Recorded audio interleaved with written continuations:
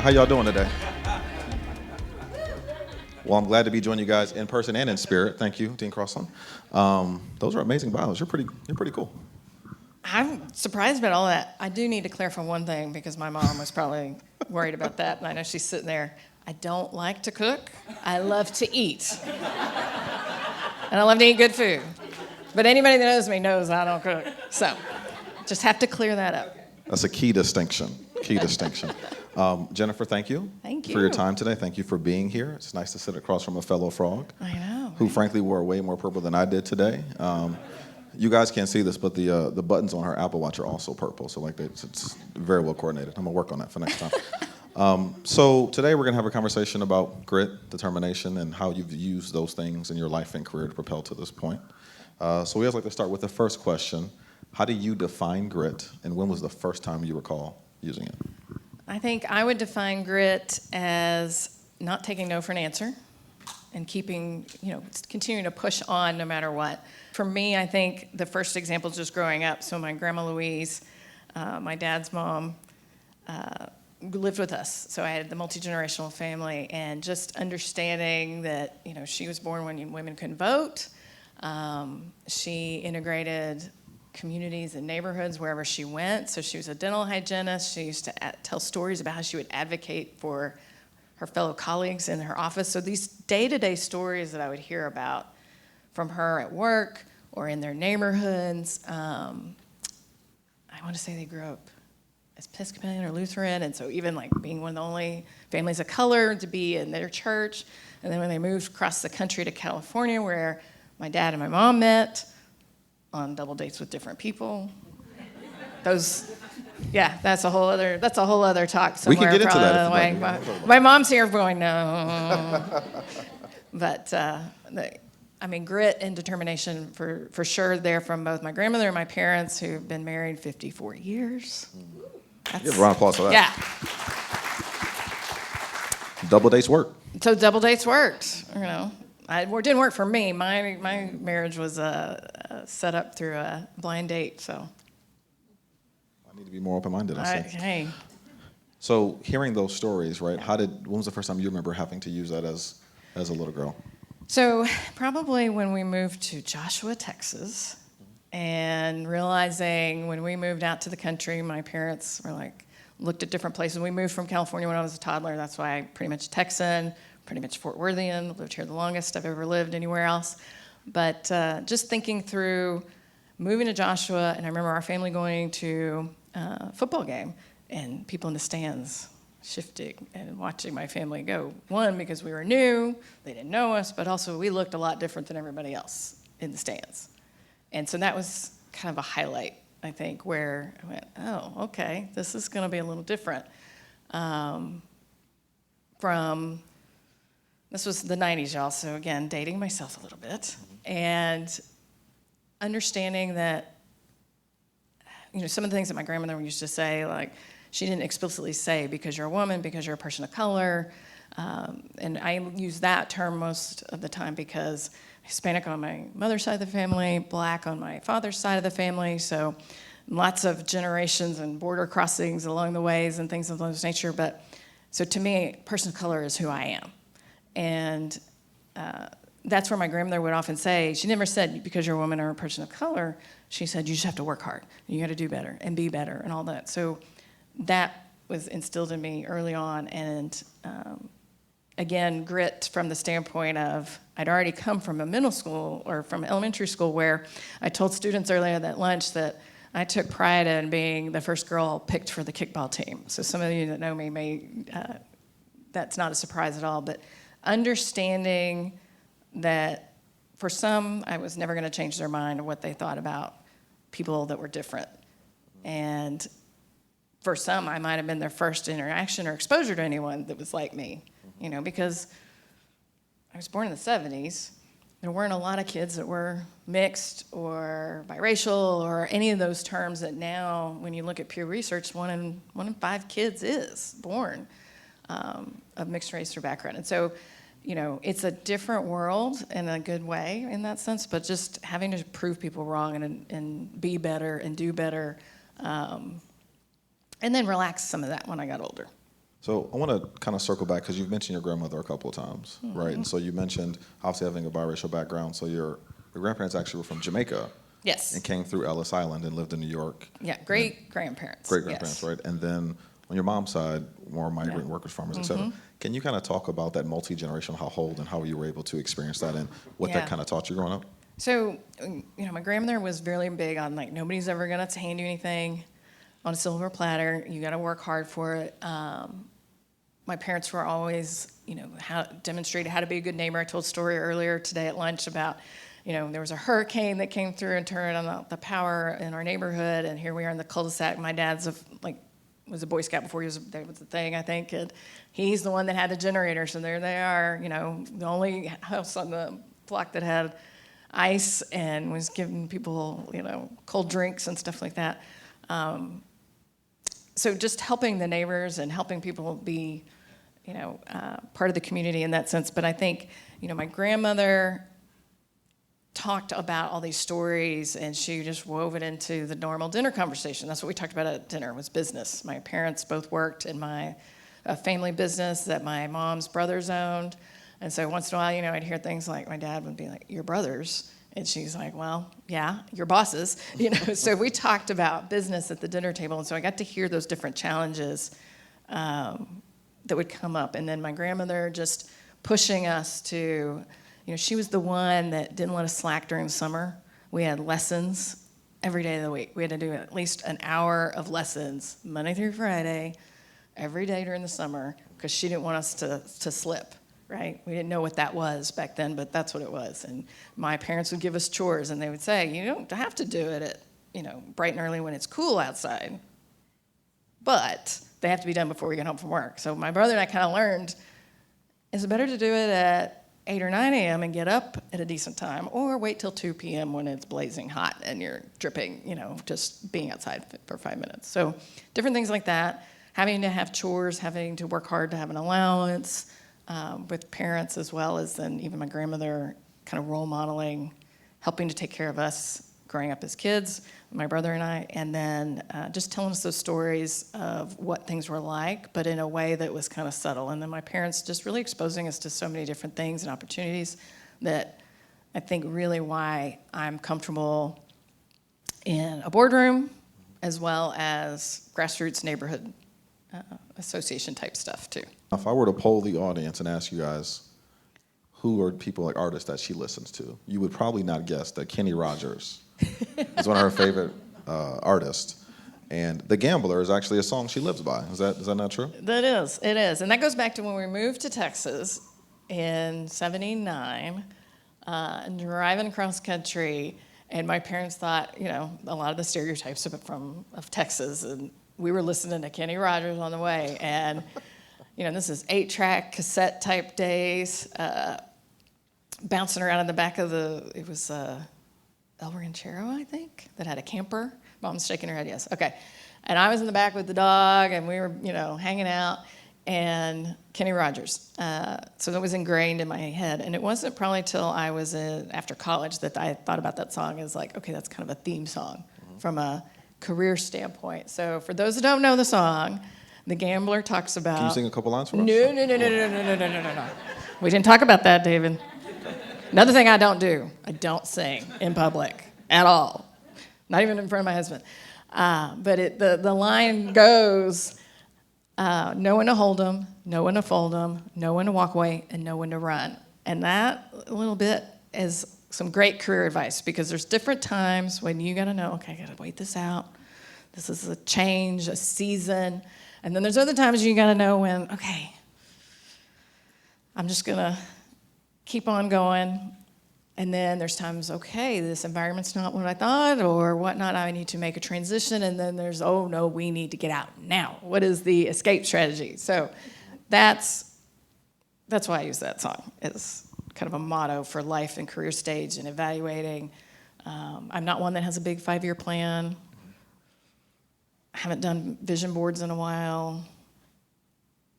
But I kind of pay attention to signs and signals and the universe and people, especially when there's a pattern. People saying do different things, which is why I finally ran for office. Gotcha. So, Hopefully this interview goes well. We can get a couple lines at the end. But no. so using that as a backdrop, right? You go to college, Mm-hmm. obviously get your degree, et cetera. Can you talk about some of those early moves you made early in your career, kind of based Yeah. on that trajectory, and then how that helps you move forward? So my first job out of high school was H-E-B Grocery. I worked part-time in the bakery. I was the night shift clerk. I worked like 1 to 9 p.m. And I was like, okay, yeah, I'm going to go to college. I don't want to do this forever. But it was a good summer job, got me in the workforce, working with adults, responsibility, showing up at time, being uniform, learning food safety, all that kind of stuff. Then went to Texas Tech and did undergrad there. Business again, because we grew up talking business at the table, so I knew that's anywhere I go, right? If any organization has a payroll, there's a business component to the organization, and so that would serve me well. Fell into marketing and then started really getting interested in management courses that were organizational behavior and that kind of thing, and so that's what led me to add the double major. Was working then part-time strategically at Target because I could work at the store off of Hewlin back in the day, because now it's not, I think it's a Hobby Lobby. By the Chili's, yeah. See, I'm dating myself. Now it's Super Target, but back then it was a regular Target, and I could go between Lubbock and Fort Worth and work part-time and bounce between those organizations, right? So fell into retail. I was a customer service front-end manager at Target in college and interviewed to join them from a corporate standpoint. But I'd also done an internship with H-E-B Grocery again, junior year, between my junior and senior year. And pursuing H-E-B helped me get off mom and dad's payroll faster. And so we went that route. I was one of the first graduating classes at Tech in August, so it was the first time they had an August graduation. Hot. Oh my gosh, it was so hot. That's also when probably the biggest ever public example of procrastination on my part, because I was not ready. I was not packed. Everybody was ready after graduation to help me move, and I'm looking at mom, she's like, that moving van. I was like, oh, yeah. No, we still had to pack the kitchen. We still had all this kind of stuff. So, I was still in denial that I think I was leaving and moving. But I think that was one of the first opportunities to kind of leverage the skill set making those moves. H-E-B Grocery treated me so well, and it is still, I only worked for them like 4 years, but I am still a huge fan. And I haven't been to the store in Alliance yet. I'm waiting for it still to settle down, but to work for a company that put so much into us from a leadership and development standpoint, as well as just training. I can't go into a grocery store and not have thoughts of, okay, how does everything look? And it was also an opportunity to see the results of your work. You could build a display in the morning and then come back and you could visibly see sales. But it was also a great opportunity to learn how to work with different generations, deal with customers, deal with that challenging customer. This is, I want to speak to a manager. Yes, ma'am, how can I help you? Or yes, sir, no, I want to talk to the manager. I am the manager. And they're like, no, the real manager. Yes, again. So, it was early on, age, gender, ethnicity and things that had to just kind of work through people and keep pushing and saying, no, I'm the one. So if you need some help, let's talk. So that's a common thing that I've learned through your journey as well, is that when you then get to UNT Health Science Center, you often said that I was working with people who could be my parents, right, age-wise. Yeah. How did you go into that experience and think about, one, defining yourself as a leader, kind of getting these folks to respect you as a peer, and then also have impact? Because obviously this was a very big, invisible role. Talk a little bit about that experience. Making the transition I hired was really interesting, and I give credit to Chris Kalish because she was the chief of staff before me, and I didn't realize I was part of her succession plan. So I'm a big believer in succession planning because I've been the beneficiary of it. And she's also a TCU MBA grad. And I got to meet her because I took an elective in the evening. So don't stray away from older, more seasoned, experienced students, right? And different opportunities. But I think for me, going to the hired was a whole new ball game. I figured out quickly. I called everybody doctor because it was just easier, and I was less likely to be disrespectful or rude. It was interesting because I got not hazed isn't the right word, but definitely checked by a faculty member, a female faculty member, and I was like, ooh, I stepped on some toes that I didn't even know were there. Just communication styles and things like that. And I think the other thing for me was one of those lessons of that's not how I want to be as a leader. So I think that's the other thing that you can always take advantage of opportunities and situations where, I understood where she was coming from because she was the only female department chair in the medical school at the time.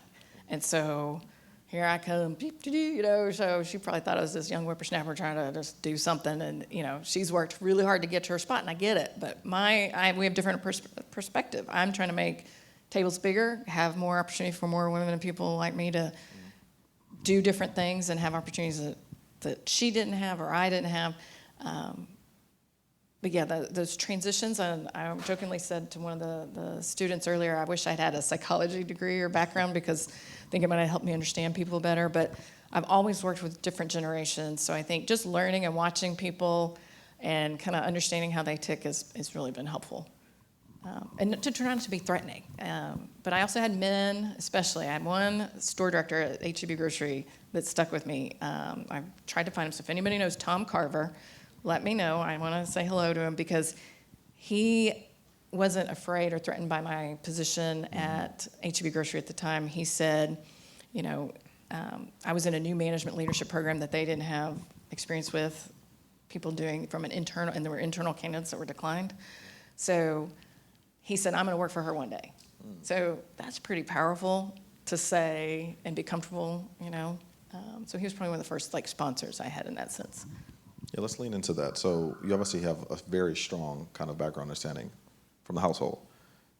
Being young and kind of getting in some of these roles, people can be intimidated. You may also be intimidated as well. What does mentorship look like for you? How were you able to find people? How are people able to seek you out? And how were you able to obviously use that in how you lead today and mentor folks?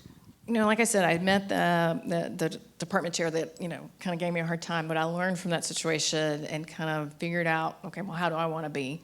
And then I knew being in my role, being, 30-something, chief of staff, oftentimes one of the only women on the cabinet at the Health Science Center, and then being involved with very high-profile projects like this little medical school thing that so I got to be behind the scenes. So I was in the first versions of that with the previous president, trying to do it through a state agency type of approach and then partnering with TCU and being in those boardrooms and behind the scenes. So, that's such a unique perspective to be involved in. But I think for me, just having the opportunity to learn and grow and watch other people and figure out what you want to take from them. Not steal per se, but take from them, because you can be mentored. I'm mentored by my team who is here today, which is pretty great, along with my mom, who surprised me. I didn't know she was coming. So my team's here today. I learn from them all the time. They teach me things, even from little things to I've learned from them. Like if somebody shows up or is late, my first instinct is, well, somebody didn't do something.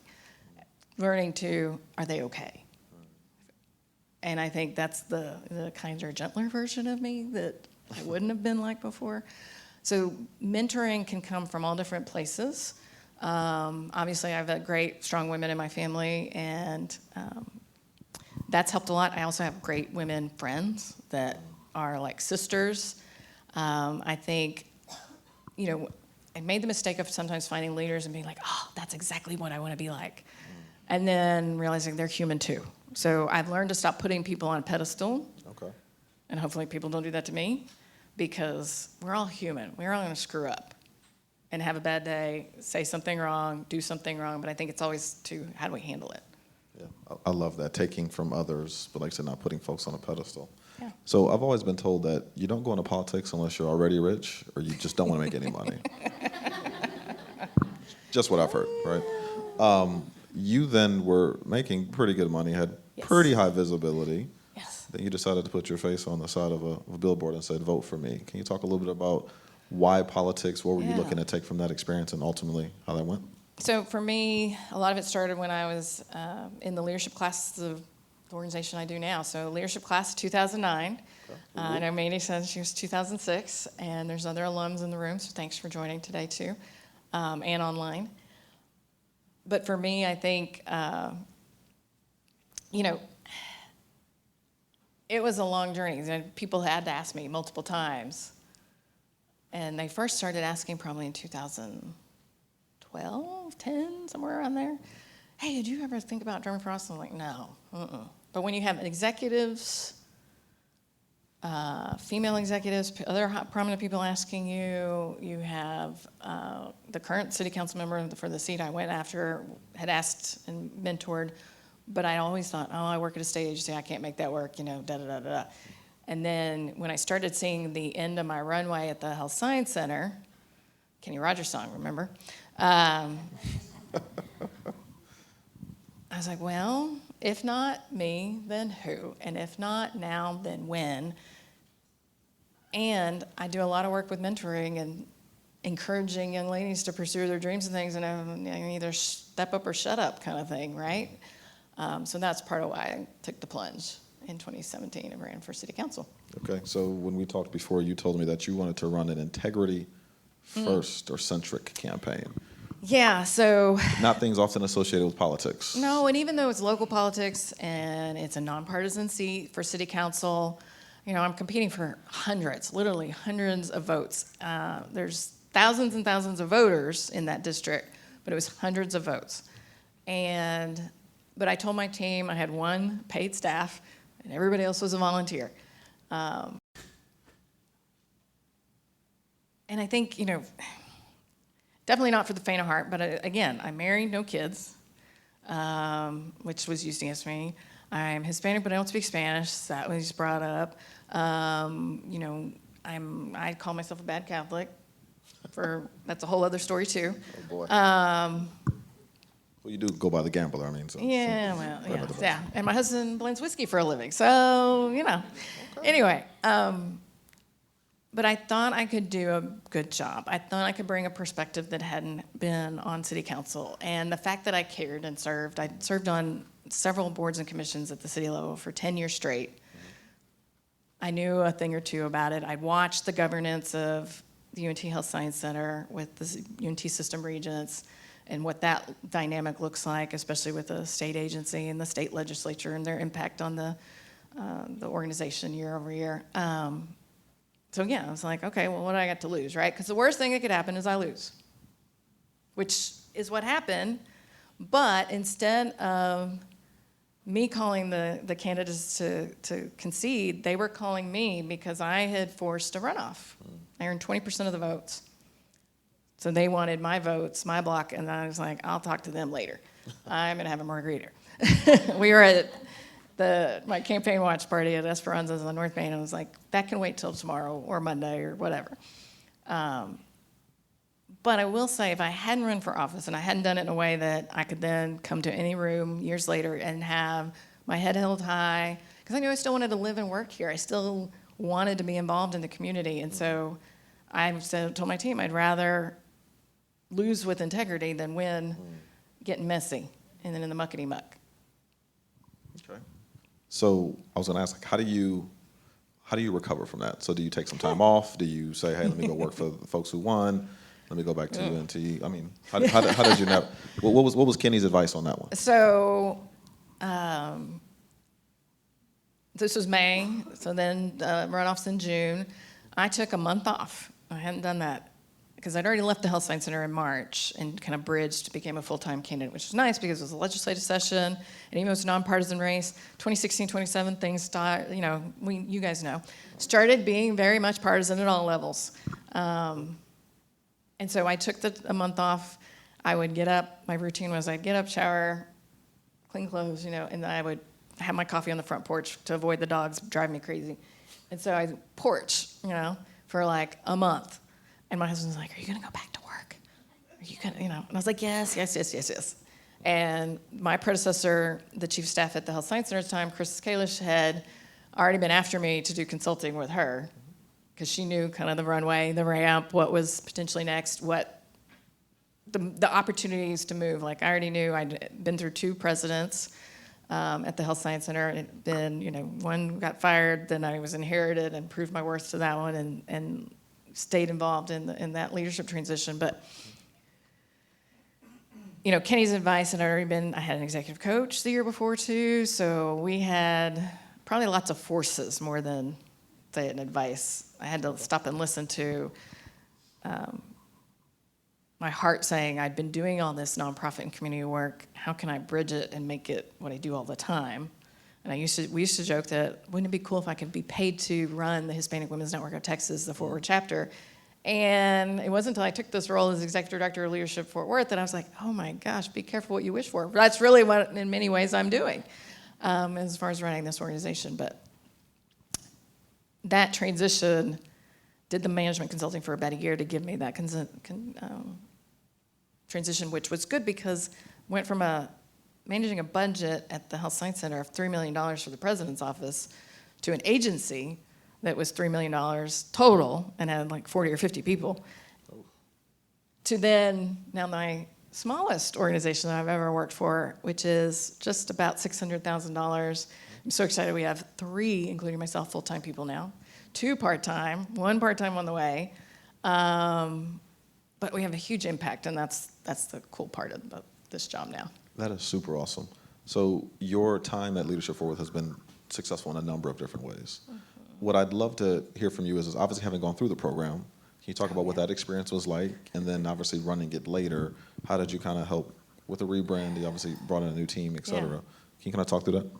So when I went through in 2009, there were 40-something folks, and the gender ratio was much more heavily male, very few people of color in the cohort, to now, I think, in the last 3.5, 4 years, we have the largest cohort we've ever had since 1996. We offered 55 seats, 54 accepted. We were like, oh, snap. We didn't expect them to all say yes, but okay. The odds are in our favor on that one.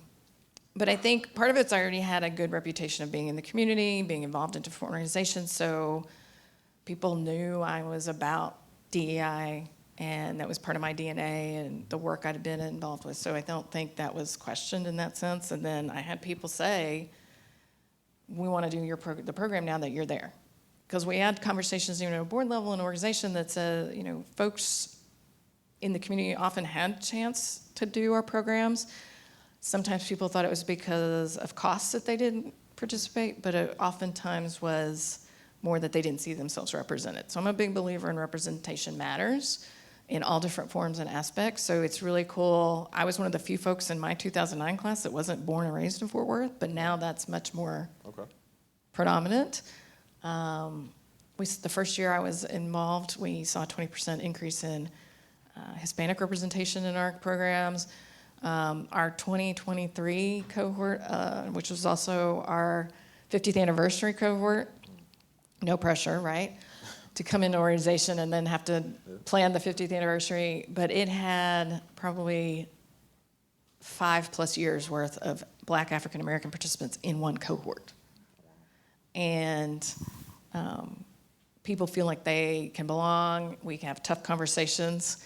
They challenge me. My team's great at helping to navigate and make that experience. But one of the things that we say in Leadership Fort Worth is if you can't have a tough or challenging conversation with our group where you build community, build relationships over 6 months, 9 months, whatever, where else can you do it in Fort Worth? How can we expect leaders to have practice in taking that to their companies, their departments, their communities, their neighborhoods, whatever organization, if they don't get a chance to practice that? And we're really trying to make sure they have the opportunity to practice that dialogue, to practice and experience and see and hear from other people, not just, hey, I'm in nonprofit and I wouldn't have otherwise met an accountant, or I'm an engineer and wouldn't have ever met bankers or consultants or whatnot. But that's the other thing, is we throw so many people together that would not cross paths necessarily otherwise. That makes sense. So we're here at TCU. Yep. I went here for undergrad. You went here for graduate school. Yeah. There's a real conversation today around the value of education, right, given kind of cost and et cetera like that. Can you talk a little bit about choosing to come here for your MBA, how that impacted and grew you as a leader, and where do you think how people should be making that decision as they think about furthering themselves? We have a lot of obviously students here in undergrad, and they think, I'm just happy to be done with these 4 years, right? Like, I don't want to come back here again. How should they be thinking about education past kind of your 4 years and how that impacted you? Yeah. So I'm first gen in many ways. My parents both had some college. But the conversation was, like, we didn't know how or the what, but it was going to be a thing. My parents always said, you're going to college. Okay, well, that's the thing. I didn't know anything about grad school until one of my best friends from Tech, she was a year older than me. She went to Johns Hopkins University for grad school in public policy. Didn't know what she did for so many years, and then found out she basically was a lobbyist. I was like, why policy director? It's like, because people don't like that term. Oh, okay. But I wasn't exposed to it. I didn't necessarily know. Now, granted, my dad's brother was a physician, and his wife was a nurse. And so I had some healthcare exposure on that side. But the concept of graduate school for somebody like me as a business major was a foreign concept. But my husband, who when I met him, did not blend whiskey at the time, he worked for the post office and delivered express mail. So he's born and raised Fort Worth, knows Fort Worth like the back of his hand. And when we started dating, blind date, set up by people that knew both of us well. So I think that's the key on that aspect for anybody that's wondering. But for folks that are thinking about school, I don't know. I mean, Texas Tech, I made the case for my parents. My dad's like, stay at home, live in Joshua, Cleburne. You can commute and go to TCU. And I was like, no. I knew I wanted that college experience, to go away to school. And I encourage people all the time, like, live by yourself for at least a year. Do something on your own, just so you know you can do it and have that experience. And the same thing goes with whether it's college or undergrad or an advanced degree. Think about what you want to do with it. So now I don't know if I could get into TCU's MBA program, but it's definitely been a positive ROI because this was the only grad school I applied to because I'm married a Fort Worthian. Fort Worth was the option. I was going to figure something else out if this wasn't it. Mm-hmm. But hands down, best career decision I ever made because it opened so many doors, and then I've stayed in touch with TCU, and they've thought of me numerous times for things like today. Like, this is such a surreal moment to be in the seat 20 years after being a student here, listening to people like executives from other companies and whatnot, and then now I'm here. That's still kind of surreal in a lot of ways, but very grateful to be here for that reason. But again, back to school and undergrad and value. I think just like anything else, it's you get what you put into things. I mean, I went to Joshua High School. I had a class of 157 students. You know, it was very much rural country back then. It's not as much now, but there wasn't hardly any diversity or anything. But you can be a big fish in a small pond, a small fish in a big pond. You know, you make what you can out of any opportunity. You know, so I did the hardest classes. I was valedictorian. I played sports. I was student body vice president. You know, so I got involved. So I think all those things back to you get what you put into it, figure out what's right for you. TCU was such a benefit, and still is 20 years later. And even some of my classmates are like, how do you stay? I'm like, I don't know. I just stay involved. And I'm here a couple times a year at least, even though I can't write big checks, which is nice. Not yet. One of these days. I see Dean Crossan looking at you saying, I know. He's like, but your husband might be able to. He can at least make us some whiskey or something. Whiskey, you know? yeah, exactly. Many ways to contribute, right? Many ways to contribute. Exactly. But I love what you said when you talk about representation matters, and you're continuing to make sure not that you're just, in the rooms, but you're contributing when you're in the rooms. Yeah. You said to me that often you feel like you're planting trees that you're not necessarily going to always be able to see the fruit of, but it'll help to benefit other people. How do you think about that? And what does it look like for you? That is something that's really been kind of top of mind the last few months this summer. So hearing from, Sarah and my team is here, like I said, but we get to hear from participants even during the program, not long after the program, that they've graduated and they're like, come back to tell us because of what we stopped to think about or what you guys highlighted or exposed me to. I'm now pursuing XYZ. I know one young man that went from one bank to another bank because of just from a culture and fit and that kind of thing. And we have folks that are making career transitions and pivots. So those are some of the things now, but I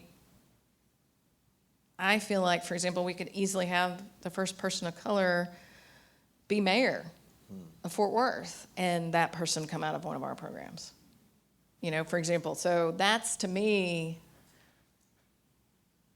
to be able to welcome the first Latina city council person to the city of Fort Worth and be in council chambers and hold space for her to be a 2-time graduate of Leadership Fort Worth, by the way, and welcome our cohort, but then also put out the challenge and let everybody know we've never had a person of color. We've had 3 women be mayors, but no person of color has ever led our city.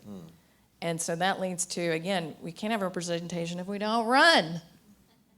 So that was the thing that I told a lot of people that asked me about. I'm like, if we don't run, can't win. So we got to get in the game. We got to get in the fight, get in the race. And I had a lot of people that were first-time campaign volunteers, first-time voters, all those things that got exposed to my campaign. And I even still have some, one of the campaign volunteers at the election night party said, thank you for being the kind of a role model that I can have my daughters look up to. So those are the kinds of seeds that I talk about. Those are the kinds of things I want to do that, for him to say that, I felt like I won because he trusted me to be around his daughters and be exposed to me in my campaign. That can be, like everybody knows, politics can be really messy and ugly and dirty and nasty.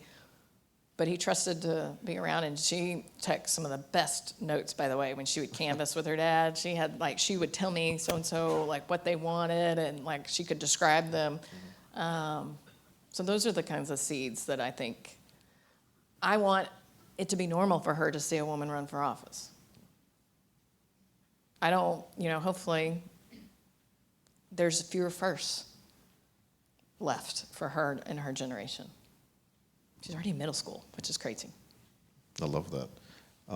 So as you think back on your journey, your career, what are some of your key takeaways that you would share with the audience today of ways for them to continue to think about how they can continue to invest in themselves? Obviously, you did that through leadership programs like Leadership Fort Worth, obviously coming here to TCU, but also just challenging yourself to take more roles even if it feels uncomfortable. What are some of your takeaways? So when I first got involved in the community, it was after I finished my MBA, 2004. I thought, I have all this free time. What am I going to do? That's my time to volunteer and give back and mentor. And I quickly filled that up, and to the point where my husband I said, I've got to do some work this evening. And he'd say, well, work, volunteer work. I'm like, a little bit of both. Or I have a meeting, and he's like, for work? Or I'm like, So I think my advice would be get involved with something. Find something you're interested in, whether it's, animals, parks, volunteering to be a mentor, literacy and kids in Fort Worth. There's tons of students that need help reading and mentoring and coaching along those ways. So, find something. And there's so many things you could do once a week, once a month, once a couple times a year that don't take a big commitment of time but can make a big impact. So even when you get into your job, you can look to, network internally. If there's employee resource groups or volunteering, do that, but also do something in where you live or your bigger city or community. Wherever you land, there's probably a community leadership program like Leadership Fort Worth, so there's Leadership Dallas, Leadership Austin, Leadership Houston, and all over the country. So Google that, find those programs, and get involved in that way. Networking, my biggest tip is you never wait till you need something to network. Always be networking. Make yourself do it, even if you're an extrovert or you're an introvert. Make yourself go. Have a buddy to go with you, so you can have a wing person that, and you don't have to meet everybody in the room, but meet 3 new people and have coffee or follow up with them. Because I have folks, mentors that were assigned to me, as well as people I just kind of informally met, that I kept up with for years and years. And the same thing I do with students that I've been in the Latinos in Progress program that I've been involved with for years and years. I had one that reached out to me earlier this spring because she's a family friend, but I'd kind of lost track of her a little bit. And she reached out because she wanted to catch up and have brunch. And the best was her excitement to tell me she'd gotten admitted to TCU's nursing school. She's a single mom now, mid-20s, finished her associates during the pandemic, was working full-time, and was getting ready to come back to school and wanted to let me know, and I came with her to orientation. So those are the kinds of things that are back to some of the seeds, but those relationships that you just don't necessarily know how they'll have an impact. And I mean, to me, like the fact she wanted me to be there, that's pretty awesome. It is really awesome. When I think about the story and what you've shared today, it's, leaving a mark. You're going to always be asked to go in situations. How do you kind of own it, define it, et cetera? So thank you for that. Yeah. So now we get to the fun part. Uh-oh. These are the rapid fire questions. Oh, boy. I don't let her see these, so we can get candid answers, and possibly you singing a little bit of the song. No. Okay. So tell me the last book you read or podcast you listened to, and what'd you take from it? The last podcast I listened to was the 817 podcast. Okay. Locally produced. Shout out to Fort Worth. Yeah, 817 podcast. They talk about really great things. Co-hosted by EJ Carrion and Ann Zeta. Okay, and the thing I took away, it was talking, I'm a couple episodes behind, so I'm on the episode where they're talking about Fort Worth ISD, kind of the state of affairs, so to speak, from a teacher, an excellent teacher perspective. So I've learned a lot already from just listening to that. Love that. So we obviously know your favorite song. Tell us about your favorite concert you went to. So that's a tough one because my husband and I, that's definitely, we have to have a concert fund. Okay. Gosh. Some of the most memorable are probably the Killers in Las Vegas, okay. Alejandro Escovedo in Spain. So there's a trend there, right? You can see there's travel and concerts all in one. We like to travel for some of our favorites. Okay. If you had to run for public office again, and I was waiting for that, what would you run for, and who would be your campaign manager?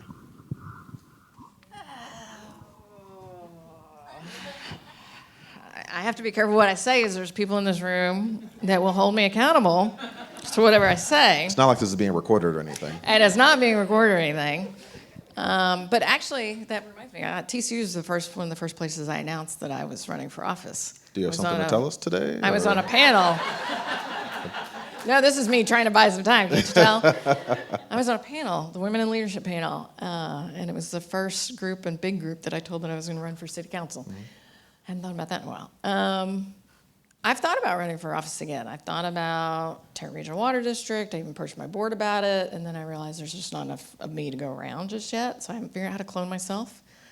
But my goal is to get the organization in a really good place so that I could, or that I can help support other candidates. So that was a very political answer. You should definitely run again. That was good. What is a skill or talent that you have that most people would be surprised to know that you have? Skill or talent? I don't know if they'd be surprised because I started posting about the gardening stuff and plants, indoor plants, outdoor stuff. That's what helps keep me kind of sane. Okay. I don't like to cook, but I will definitely do yard work and gardening. Okay. See? Okay. What's what are you planning right now? So I'm looking to make a planter bigger in the backyard right now. My husband thinks I'm crazy. He's like, what do you want? It's cheaper. I'll just go buy you cucumbers, And I'm like, I haven't totally decided what I'm going to do yet. It's going to be flowers, some edibles, edible herbs or vegetables. I don't know. I said, I figure if I plant a fig tree, not that kind of edibles. Y'all see, I didn't say anything. I know, but I could tell from the crowd over here. I know where their mind was on a Friday afternoon. Good times in the office, huh? I know, yeah. So I would say I like flowers and plants. I got that from my grandmother, too. My mom says she doesn't have the green thumb, but she makes fantastic enchiladas. So. Okay. Good deal. Favorite memory from childhood? Favorite memory? Besides being picked first for kickball. So I was born on my dad's 30th birthday. Oh, wow. So that has afforded a ton of memories. Okay. And we've only spent one birthday apart. But along those lines, I would say probably when got a custom painted bike that was Pisces themed and had like fish on it. I hadn't thought about that in a long time either. Mom's probably like, what? We're bringing all the memories. Yeah. Okay. In 3 words, how would your friends, husband, or colleagues describe you? 3 words. Bossy. Persistent. Committed. Okay. Those are good words. Last question, and I'll take this one easy on you.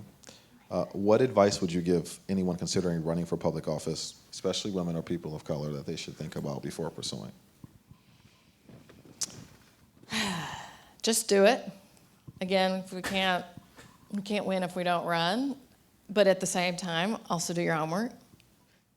You know, if there's an incumbent, those are tougher races. Be clear about why, what you want to do. Practice that a lot. Be ready for issues even outside of your scope that people are going to ask you about, because in this day and age, everything's on the table. Even if it's nonpartisan seat, they're going to ask you about partisan issues. But the other thing I would say, have fun. That was something that was some interesting feedback we got from some folks that I met later after my campaign. Was they said it looked like y'all were having a great time. You had a lot of, All the fun edibles. people. Say again? Said all the edibles and whiskey. No. Margaritas, yes, not edibles. But I would say, the advice. I'm like, oh boy, here we go. We're getting that time of day on a Friday afternoon where everybody gets punchy, including me. This is the time. My team knows about 2:00. The advice, though, really is do the research. A lot of the folks that I've talked to, especially women of color, you're already qualified. You don't think you are, but you already are. And oftentimes, like I said earlier, you have to be asked more times than men in general. And that's the same thing whether it's going for a promotion or going from a job and you're checking all the things. You figure out a lot as you go along. And if you get comfortable, it's like even with negotiation salary, what's the worst thing they could do? They could say no. Okay, it's not life or death, right? Usually. So if you get comfortable with people saying no, if you get comfortable with not winning, good grief. Running for office was my biggest public failure. But it has afforded me so many other things, like working at Girls Inc., and using that network and platform to provide opportunities for those girls, going on to Leadership Fort Worth, hopefully encouraging people to do things that they wouldn't have otherwise done. Just do it. I love that. Thank you for that. We're going to open it up now for Q&A. So I get to really throw this today? I've been trying to get them to let me throw this for semesters now, so someone please allow me to throw this to them. Any questions in the audience?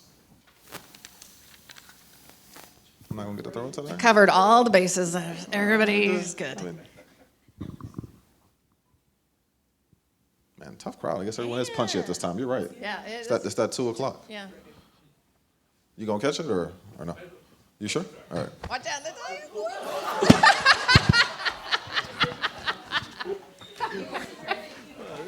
I asked part of twice, to be fair. I did ask twice, to be fair. So you mentioned that you like traveling. Yes. I was wondering, do you have like because I also like traveling, and so what is your favorite destination or future destination that you're planning on going to? Right now a lot of my destinations are tagging along with my husband's work trips that are Kentucky, New Mexico, what have you. Our favorite place, though, to visit has been Hawaii. So Hawaii I've been there 4, 5 times. So that's a favorite for sure, but it's just so far to get. It takes forever to get there, it seems like. Let's see. We go back and forth on our list. Australia, Japan. I want to go back to Europe, so I figured out he was the guy when we were on a trip with my parents in Italy. We spent our 2 weeks in the longest vacation ever, and this is also another pro tip for everybody. 2-week vacation. Highly recommend it. I've only done it once, but I highly recommend it because if you're gone a week, people will wait for you. They get you out of office, they're like, okay, 2 weeks, they're not going to wait for you. And so I came back, 2 weeks had hardly like anything stacked up because it was just already, I could start fresh. So think about that when you're planning vacations. 1 week they'll wait for you, 2 week people got to figure it out. Trip-wise though, I don't know. Probably some other concerts at destination cities. Have you ever seen Kenny Rogers? No. Live? Never? I don't know. I know. Oh well. Well, We didn't make that one, but gotcha.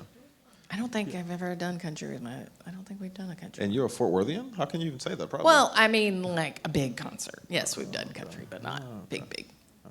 Any other Yeah, questions? thank you for answering. Of course. Any other questions? Well, I got a mic in my hand. You can't. Okay. Go ahead. I'm just kidding. I'll ask a question, but I will not catch that. If you could have dinner with anyone, dead or alive, who would it be and what would be the topic of conversation? Love it. Oh man, I'm waffling between a couple. I'm gonna cheat because, as I said, Or you and could I do, like, want to brunch have with dinner one. with the Obamas. Okay. What do you think? Huh? Maybe just a little politics. Just a little. That was good. Thank you for that. Any other questions? Yeah, And well, will anyone yeah. else let me toss this? Now, you better catch. That's my sister, so she can better catch it. Better catch it. I work with her long and hard to get that.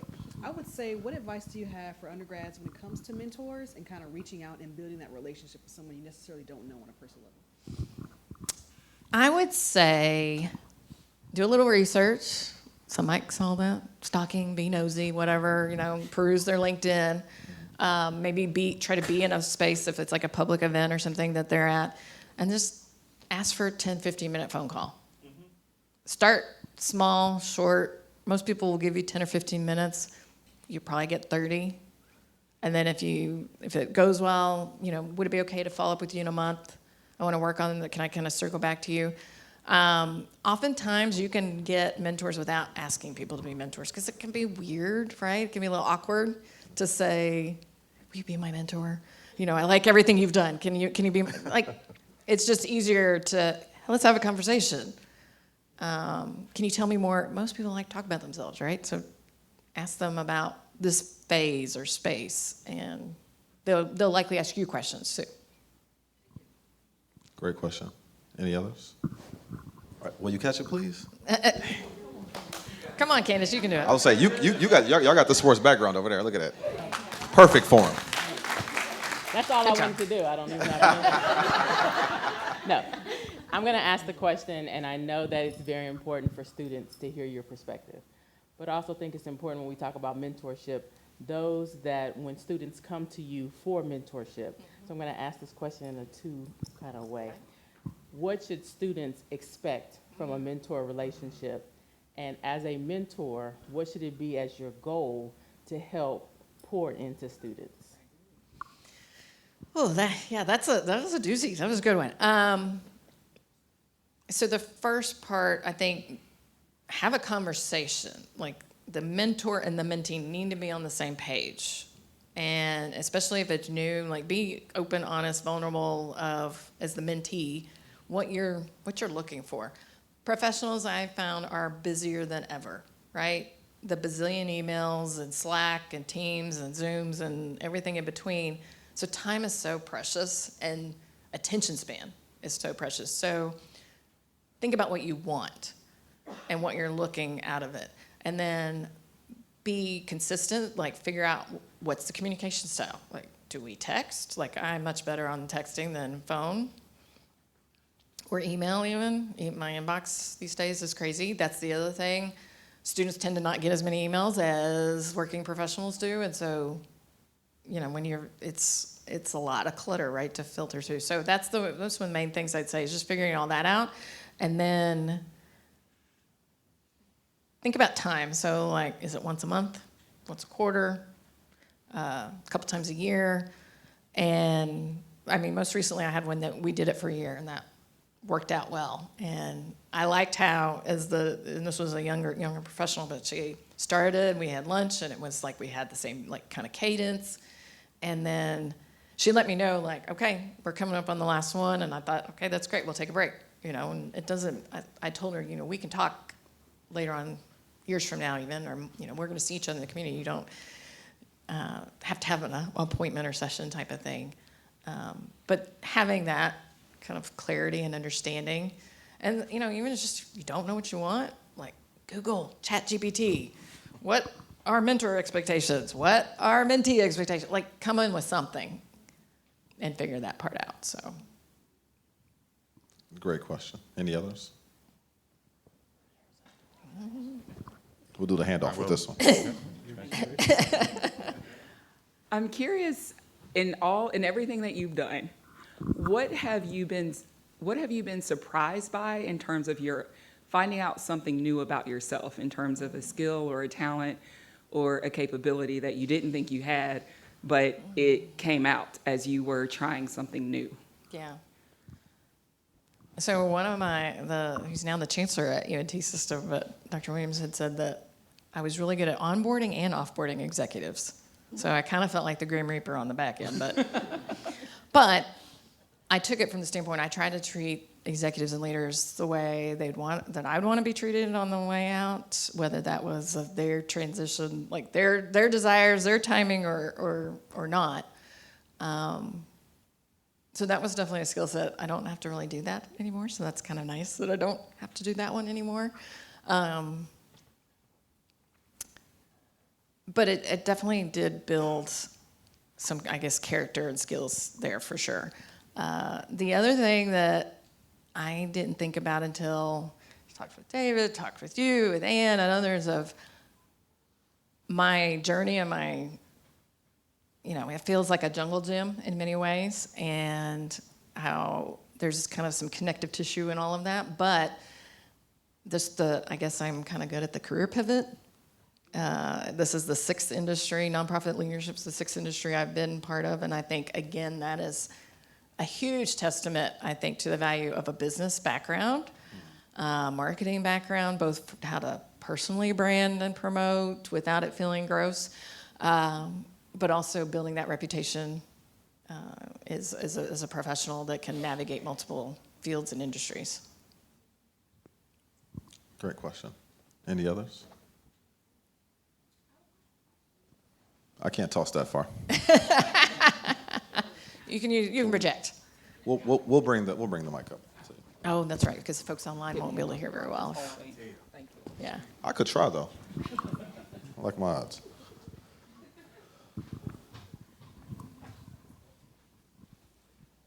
Thank you so much. So something really profound that you mentioned was, as a woman of color, the ability to understand that you're already qualified and not having to prove that to others or even yourself sometimes. I wonder maybe some empowerment strategies or techniques that you've employed in a space where you're a minority in leadership and having to navigate others who are questioning your capabilities as a leader, as a woman of color. They hitting you with all the good stuff. Man, okay. I'm just here. I know. He's kicked back. It's unfortunate that still is the case that women, people of color, have to be more than the average.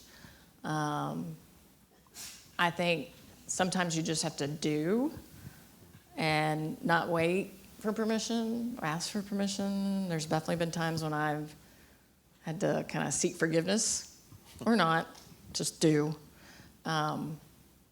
Because as I got further in my career too, I also, some might say it's gutsy or whatever, but the worst thing that can happen is I get fired.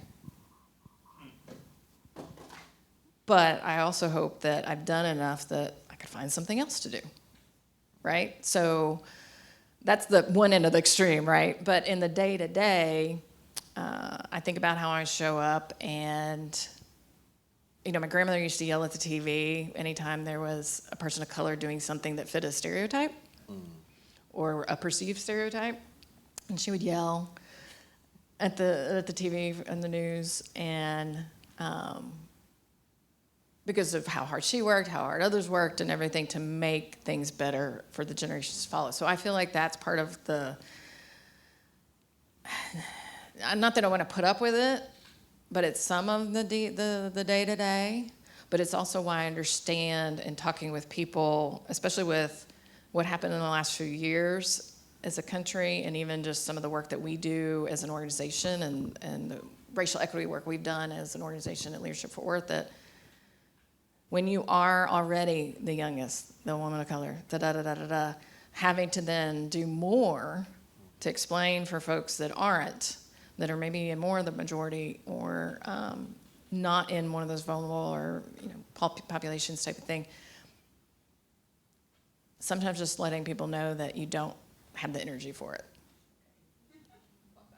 Or opting out. And then having allies around too that will also say, you know what, here's some resources. You can do your own homework and not put that on the person that's already having to deal with that day in, day out. And that's also where, again, getting closer to 50, I get to kind of I have a little more freedom and flexibility to do and say some of the things that I want than I would have in my 30s. Or my 20s growing up and, coming up on a career standpoint and everything. But that's some of the, I'm trying to make sure, I hope what you take away from that is I'm trying to cash in some of those points and brownie points or whatever you want to call them now to help versus waiting until I retire type of thing. Because I can't take that with me. I love that. Oh, you're welcome. Jennifer, thank you so much. Thank Can we give her a you. round of applause, please? Oh my gosh.